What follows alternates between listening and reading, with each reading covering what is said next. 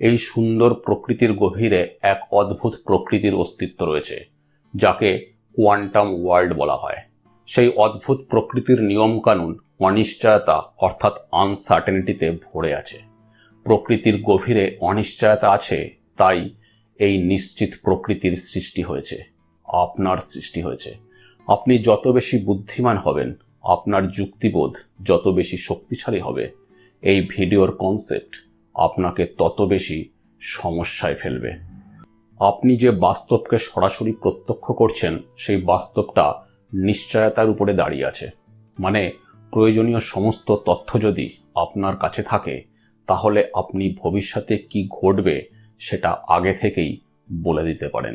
যেমন একটা বলকে হিট করার আগে থেকেই আপনি বলে দিতে পারেন যে বলটাকে হিট করার পর বলটা কিছু দূর গিয়ে মাটি স্পর্শ করবে, এবং কত দূর গিয়ে কত বেগ নিয়ে মাটি স্পর্শ করবে সেটাও আপনি অঙ্ক কষে আগে থেকেই বলে দিতে পারবেন, যদি আপনার কাছে প্রয়োজনীয় তথ্য থাকে। যেমন বলটাকে কত জোরে কত অ্যাঙ্গেলে আঘাত করা হয়েছে, বলটার মাস কত, এরকম আরও কয়েকটা প্যারামিটার। আপনার আশেপাশের বাস্তবটা কার্যকারণ সম্পর্কে আবদ্ধ।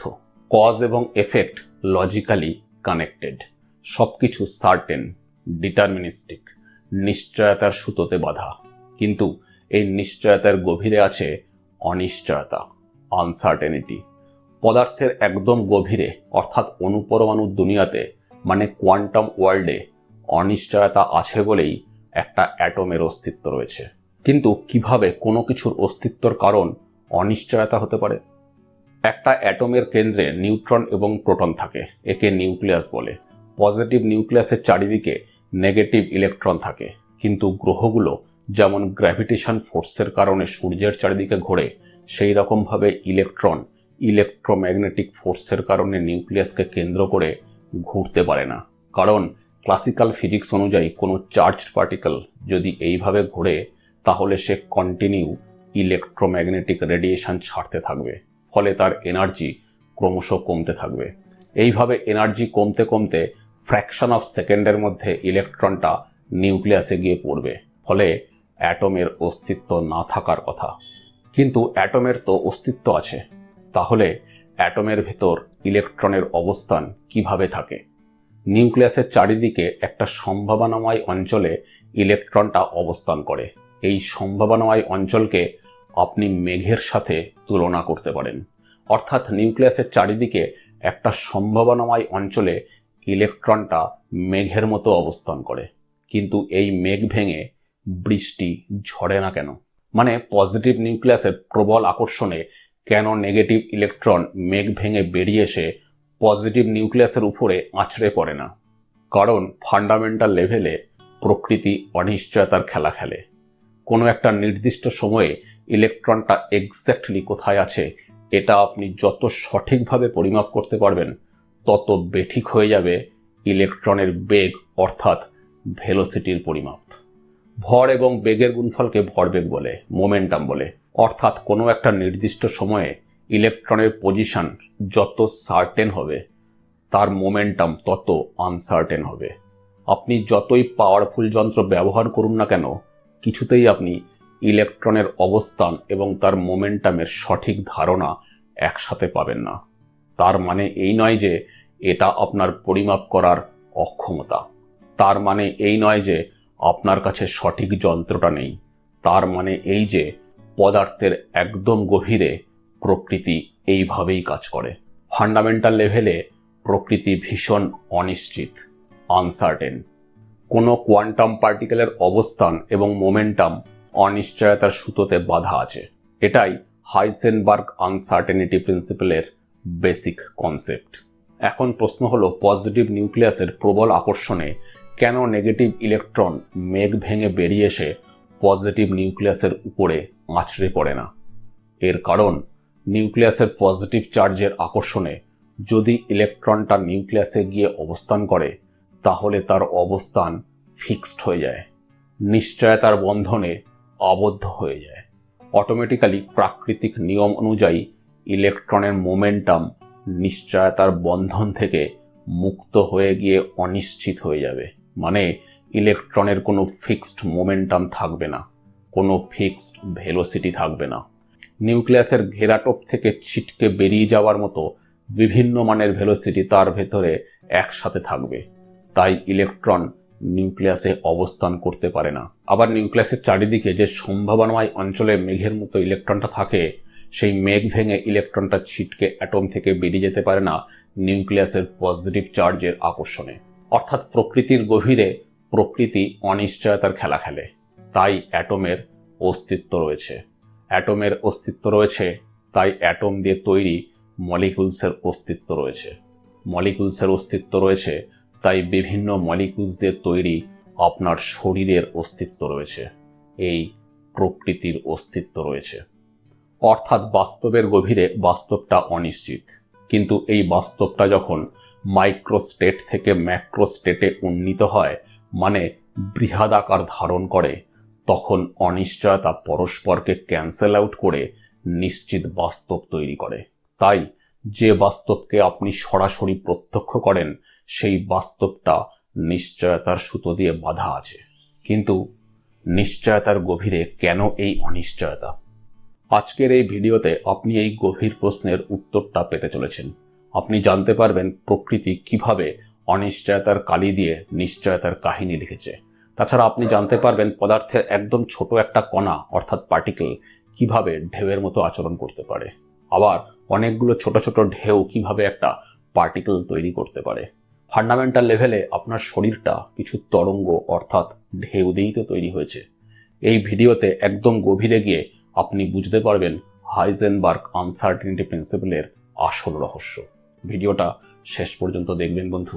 আমি সুভাষিস আছি আপনার সাথে। Let's begin. Direct Heisenberg uncertainty প্রিন্সিপালের রহস্যের গভীরে ঢুকে পড়লে কনসেপ্টটা বোধগম্য হবে কিনা সেই বিষয়ে আনসার্টেনিটি আছে। তাই স্টেপ বাই স্টেপ ধীরে ধীরে বিষয়টাতে ঢোকার চেষ্টা করি। আগে ভাবা হতো লাইট এক প্রকার ওয়েভ মানে তরঙ্গ অর্থাৎ ঢেউ। ঢেউ মানে এমন কিছু যেখানে কিছু একটা বারবার উঁচু নিচু হতে থাকে, ফলে এনার্জিটা সামনের দিকে এগিয়ে চলে। যেমন জলে একটা পাথর ফেলে জলের ভেতরে এনার্জি সাপ্লাই করলে জলের পার্টিকেলসগুলো উঁচু নিচু কাঁপতে শুরু করে। এই কাঁপাকাঁপি সামনের দিকে এগোতে থাকে, ফলে এনার্জিটা ঢেউয়ের মাধ্যমে সামনের দিকে এগিয়ে চলে। সিমিলারলি কোয়ান্টাম ফিল্ড থিওরি অনুযায়ী পরিবেশে ছড়িয়ে থাকা ইলেকট্রোম্যাগনেটিক ফিল্ডে এনার্জি সাপ্লাই করলে সেই এনার্জিটা ইলেকট্রোম্যাগনেটিক ফিল্ডের ঢেউ তৈরি করে চারিদিকে ছড়িয়ে পড়ে। একেই লাইট বলে। আলো যে এক প্রকার ঢেউ, এটা বিভিন্ন পরীক্ষার সাহায্যে বারবার প্রমাণিত হয়েছে। কিন্তু আলো এক প্রকার ঢেউ এই কনসেপ্টের সাহায্যে black body radiation, photoelectric effect ব্যাখ্যা করা সম্ভব হচ্ছিল না। Black body radiation and photoelectric effect সম্পর্কে জানতে হলে এই ভিডিওগুলো দেখুন, লিঙ্ক ডেসক্রিপশন বক্সে দেওয়া আছে।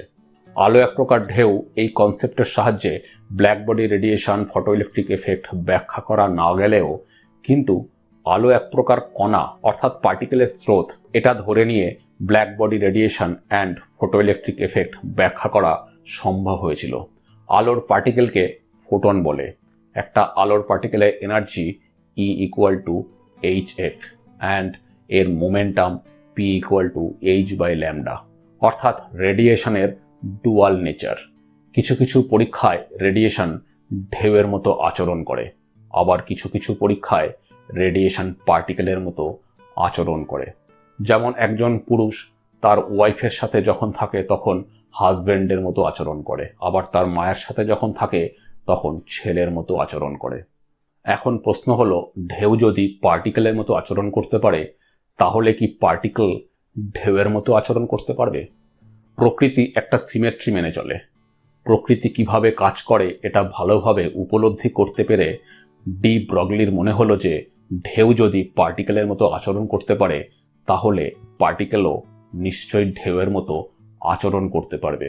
এবং কোনো পার্টিকেলের মোমেন্টাম যদি পি হয়, তাহলে তার তরঙ্গ দৈর্ঘ্য অর্থাৎ ওয়েভলেন্থ হবে h/p। মন গড়া কিছু কথা বলে দিলেই তো হবে না। পার্টিকেল যে ঢেউয়ের মতো আচরণ করতে পারে সেটা তো পরীক্ষার দ্বারা প্রমাণিত হতে হবে। ছোট ছোট পার্টিকেল দিয়ে তৈরি একটা বল যখন গতিশীল থাকে, তখন তো কোনো ঢেউ দেখতে পাই না। ম্যাটার গতিশীল অবস্থায় আছে এটাই তো চোখে পড়ে, ঢেউ কোথায়?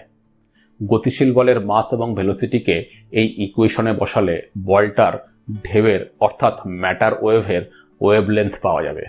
কিন্তু প্ল্যাঙ্ক কনস্ট্যান্ট এইচ এর ভ্যালু ভীষণ ছোট এবং বলটার মাস বেশি হবার কারণে মোমেন্টাম অনেক বেশি হবে। তাই খুব ছোট সংখ্যাকে অনেক বড় সংখ্যা দিয়ে ভাগ করলে ভাগফল অনেক ছোট সংখ্যা পাওয়া যাবে। অটোমেটিক্যালি ম্যাটার ওয়েভের ওয়েভলেন্থ ভীষণ ছোট হবে। এত ছোট ওয়েভলেন্থ কোনো যন্ত্রের সাহায্যে মেজার করা সম্ভব নয়। তরঙ্গ দৈর্ঘ্য অর্থাৎ ওয়েভলেন্থকে বড় করতে হলে পার্টিকেলের মাসকে খুব কম হতে হবে, অর্থাৎ খুব কম মাসের খুব ছোট পার্টিকেল নিয়ে আমাদের এক্সপেরিমেন্টটা করতে হবে। ইলেকট্রনের মাস যেহেতু খুব কম, তাই ইলেকট্রন যদি ঢেউয়ের মতো আচরণ করতে থাকে তাহলে তার ওয়েভলেন্থটা তুলনামূলক বড় হবে। পার্টিকেল তো পার্টিকেলের মতো আচরণ করে, এটা আমরা জানি, কিন্তু পার্টিকেল কি ঢেউয়ের মতো আচরণ করতে পারে? এটা বোঝার জন্য আমাদের ডাবল স্লিট এক্সপেরিমেন্টের সাহায্য নিতে হবে। এই এক্সপেরিমেন্টের সাহায্যে কোনো কিছু আসলে ঢেউ অর্থাৎ তরঙ্গ কি তরঙ্গ নয় সেটা বোঝা যায়। এই এক্সপেরিমেন্টে পাশাপাশি থাকা দুটো স্লিটের ভেতর দিয়ে যদি আলো পাঠানো হয় তাহলে স্লিটের পেছনে থাকা স্ক্রিনে অদ্ভুত এক প্যাটার্ন তৈরি হবে। কিছুটা জায়গায় আলো, কিছুটা জায়গায় অন্ধকার, আবার কিছুটা জায়গায় আলো, কিছুটা জায়গায় অন্ধকার। একে বলে ইন্টারফারেন্স প্যাটার্ন। এই ধরনের ইন্টারফারেন্স প্যাটার্ন তৈরি হওয়া এটা প্রমাণ করে যে ডাবল স্লিট দিয়ে যেটা ঢুকেছিল সেটা আসলে ঢেউ অর্থাৎ ওয়েভ। স্লিট দিয়ে যেটা ঢুকেছিল সেটা যদি ঢেউ না হতো তাহলে এই রকম প্যাটার্ন তৈরি হতো না। আলো এক প্রকার ঢেউ, তাই আলো ইন্টারফারেন্স প্যাটার্ন তৈরি করতে পারে। জলের ঢেউ নিয়েও আপনি এই এক্সপেরিমেন্টটা করতে পারেন। এই ধরনের ডাবল স্লিটের ভেতরে যদি জলের ঢেউকে পাস করানো হয় তাহলেও ইন্টারফারেন্স প্যাটার্ন আপনি দেখতে পাবেন, যেটা প্রমাণ করে যে ডাবল স্লিট দিয়ে যেটা ঢুকেছিল সেটা আসলে ওয়েভ। আলোর ইন্টারফারেন্স প্যাটার্নে যেমন কিছু কিছু জায়গায় আলোর ঢেউ থাকে না অর্থাৎ অন্ধকার থাকে, সেই রকমই জলের ইন্টারফারেন্স প্যাটার্নেও কিছু কিছু জায়গায় জলের ঢেউয়ের অস্তিত্ব থাকে না। এখন প্রশ্ন হলো, দুটো স্লিট দিয়ে দুটো একই আলোর ঢেউ ঢুকলে এক জায়গায় আলো তারপর অন্ধকার, আবার আলো তারপর আবার অন্ধকার কেন তৈরি হয়? দুটো স্লিট দিয়ে জলের ঢেউ ঢুকলে কিছু জায়গায় জলের ঢেউ থাকে, আবার কিছু জায়গায় ঢেউ থাকে না কেন? মানে ডাবল স্লিট এক্সপেরিমেন্টে ইন্টারফারেন্স প্যাটার্ন তৈরি হয় কেন? একটা জলের ঢেউ যখন জলের ভেতর দিয়ে চলে তখন কোনো একটা নির্দিষ্ট পয়েন্টের দিকে নজর রাখলে বোঝা যায় যে জলের পার্টিকেলসগুলো একবার উপরে উঠছে, তারপর সাম্যাবস্থায় আসছে, তারপর নিচুতে চলে যাচ্ছে। এই রকম বারবার হতে থাকে, অর্থাৎ জলের পার্টিকেলসগুলোর নড়াচড়াকে ঢেউটা নিয়ন্ত্রণ করে। এখন যদি এই পয়েন্টে আরও অন্য একটা ঢেউ চলে আসে, অর্থাৎ একই জায়গায় দুটো ঢেউ মিলিত হয়, তাহলে জলের পার্টিকেলগুলোকে দুটো ঢেউ নিজের নিজের মতো করে একই সাথে নিয়ন্ত্রণ করতে চায়। ধরা যাক কোনো নির্দিষ্ট সময়ে কোনো পয়েন্টে দুটো ঢেউ বিপরীত দশায় মিলিত হলো, অর্থাৎ যখন একটা ঢেউ জলের পার্টিকেলগুলোকে উঁচুতে রাখতে চাইছে তখন অন্য ঢেউটা জলের ওই পার্টিকেলগুলোকেই নিচুতে রাখতে চাইছে। এই দুটো ঢেউয়ের বিপরীত চাহিদার জন্য দুটো বিপরীত দিকে টানাটানির কারণে জলের কণাগুলো উঁচুতে থাকতে পারে না, কারণ অন্য ঢেউটা নিচের দিকে টানছে, আবার নিচুতেও থাকতে পারে না কারণ অন্য ঢেউটা উপরের দিকে টানছে। তাই মাঝামাঝি একটা জায়গায় থাকে, অর্থাৎ সাম্যাবস্থায় থাকে। অর্থাৎ কোনো একটা জায়গায় দুটো বিপরীত দশার ঢেউ যদি মিলিত হয় তাহলে সেই জায়গায় কোনো ঢেউয়ের অস্তিত্ব থাকে না। একটা ঢেউ অন্য ঢেউয়ের প্রভাবকে নষ্ট করে দেয়। এই কারণে আলো নিয়ে ডাবল স্লিট এক্সপেরিমেন্ট করলে স্ক্রিনের যে পয়েন্টে দুটো বিপরীত দশার আলো পরস্পরের প্রভাবকে নষ্ট করে দেয় সেই পয়েন্টে অন্ধকার স্থান তৈরি হয়। একে বলে ডিস্ট্রাকটিভ ইন্টারফারেন্স।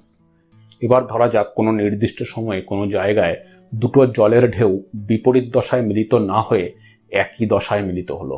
মানে দুটো ঢেউ জলের পার্টিকেলগুলোকে হয় একই সাথে উপরে ঠেলছে নতুবা একই সাথে নিচে ঠেলছে। যেহেতু জলের পার্টিকেলের উপরে দুটো ঢেউয়ের ঠেলাঠেলি একই সাথে একই দিকে হচ্ছে, তাই দুটো ঢেউয়ের একত্র প্রয়াসে জলের পার্টিকেলগুলো অনেকটা উঁচুতে উঠবে এবং অনেকটা নিচে নামবে। একটা ঢেউ অন্য ঢেউয়ের প্রভাবকে আরও বাড়িয়ে দেয়।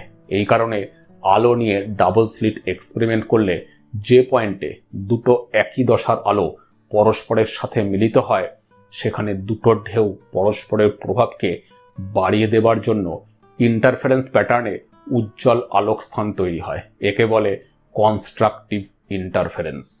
কিন্তু এই ডাবল স্লিটের ভেতর দিয়ে যদি কোয়ান্টাম পার্টিকেলকে পাস করানো হয়, ধরুন ইলেকট্রনকে পাস করানো হয়, তাহলে কি কোনো ইন্টারফারেন্স প্যাটার্ন তৈরি হবে?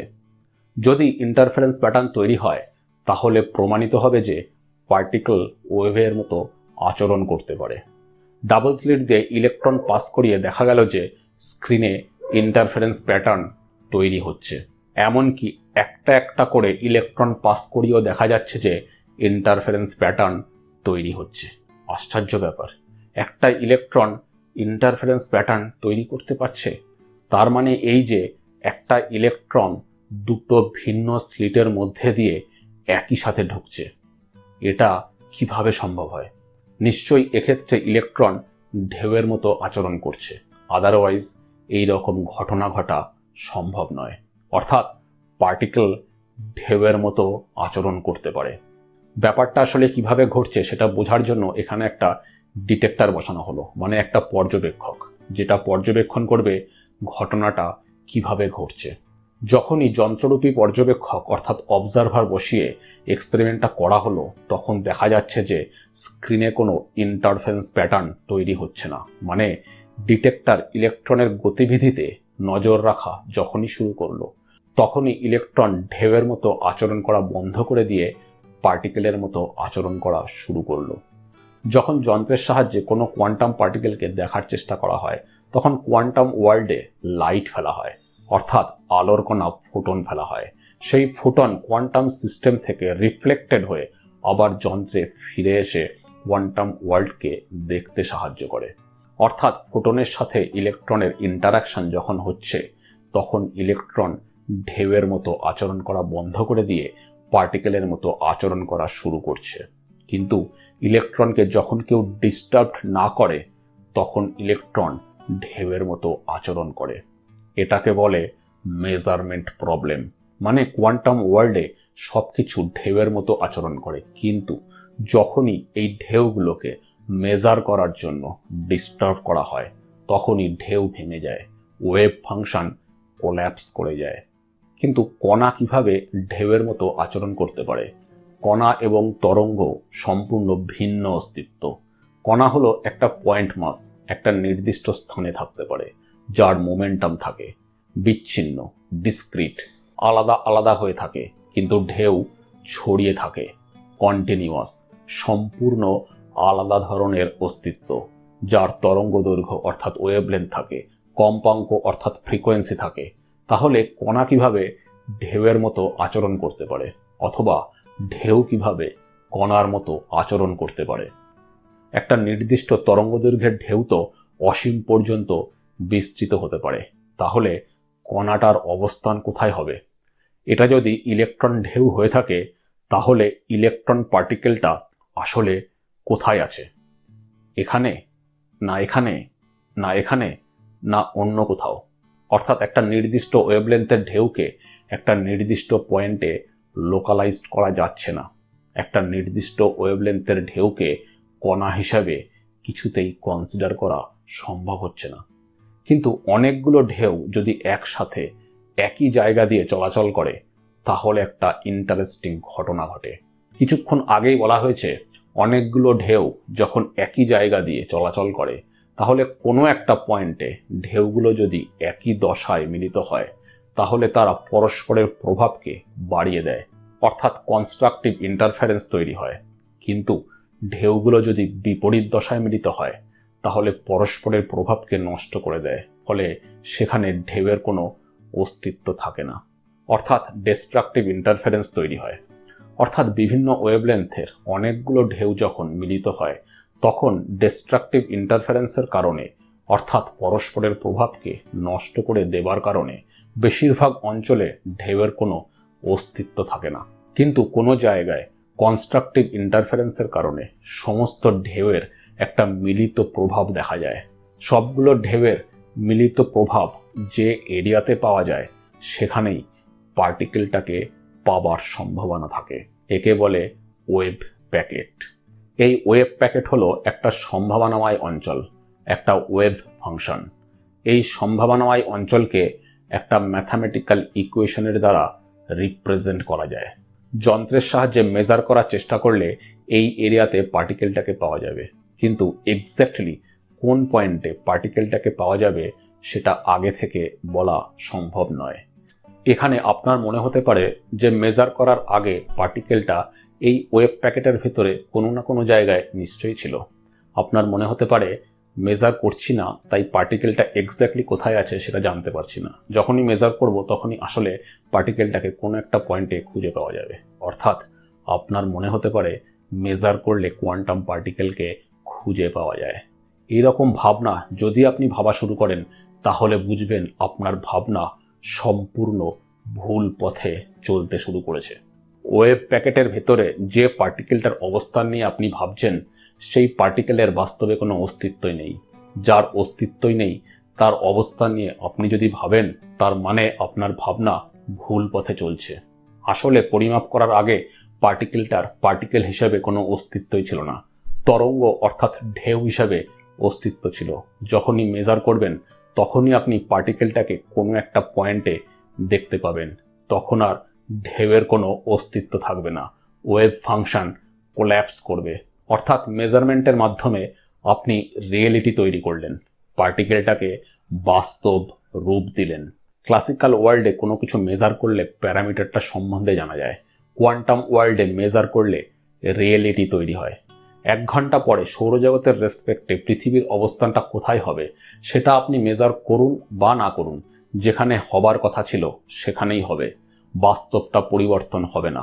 মেজার করলে আপনি জাস্ট অবস্থানটা জানতে পারবেন, কিন্তু ওয়েভ প্যাকেটের ভেতরে কোয়ান্টাম পার্টিকেলকে মেজার করা মানে রিয়েলিটি তৈরি করা, পার্টিকেলটাকে পার্টিকেল হিসেবে বাস্তবিক রূপ দেওয়া, মানে কোয়ান্টাম ওয়ার্ল্ডে মেজারমেন্ট রিয়েলিটি তৈরি করে।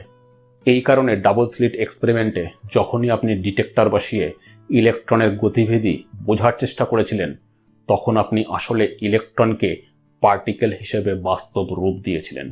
পার্টিকেল তো আর ইন্টারফারেন্স প্যাটার্ন তৈরি করতে পারে না, তাই ডিটেক্টর বসানোর পর ইলেকট্রনের ইন্টারফারেন্স প্যাটার্ন আপনি পাচ্ছিলেন না।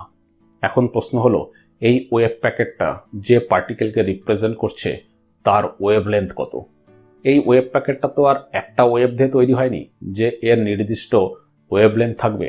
এই ওয়েভ প্যাকেটটা অনেকগুলো ভিন্ন ভিন্ন ওয়েভলেন্থের ওয়েভ দিয়ে তৈরি হয়েছে, তাই এর কোনো নির্দিষ্ট ওয়েভলেন্থ নেই। ওয়েভলেন্থটা ছোট থেকে বড় একটা রেঞ্জের ভেতরে রয়েছে। আর ডি ব্রগলির ইকুয়েশন থেকে পাই P=h/λ। এখানে ওয়েভলেন্থকে ল্যামডা দ্বারা রিপ্রেজেন্ট করা হচ্ছে।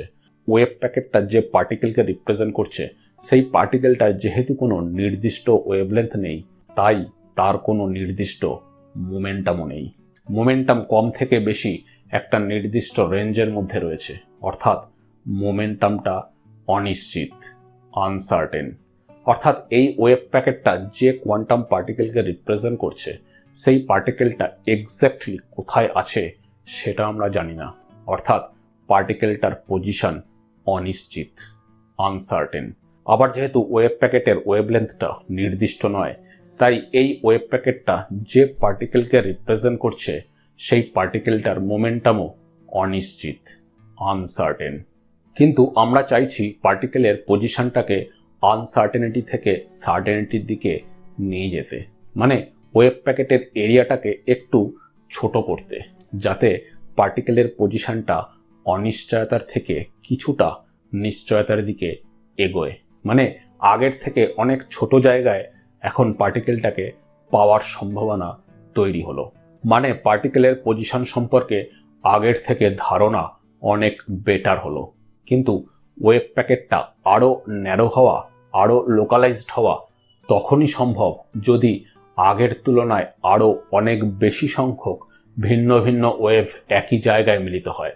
অর্থাৎ ওয়েভ প্যাকেট যে ভিন্ন ভিন্ন ওয়েভলেন্থের ওয়েভ দিয়ে তৈরি তার সংখ্যা যত বেশি হবে তত ওয়েভ প্যাকেটটা সরু হবে, তত পার্টিকেলের অবস্থান নিশ্চয়তার দিকে এগোবে।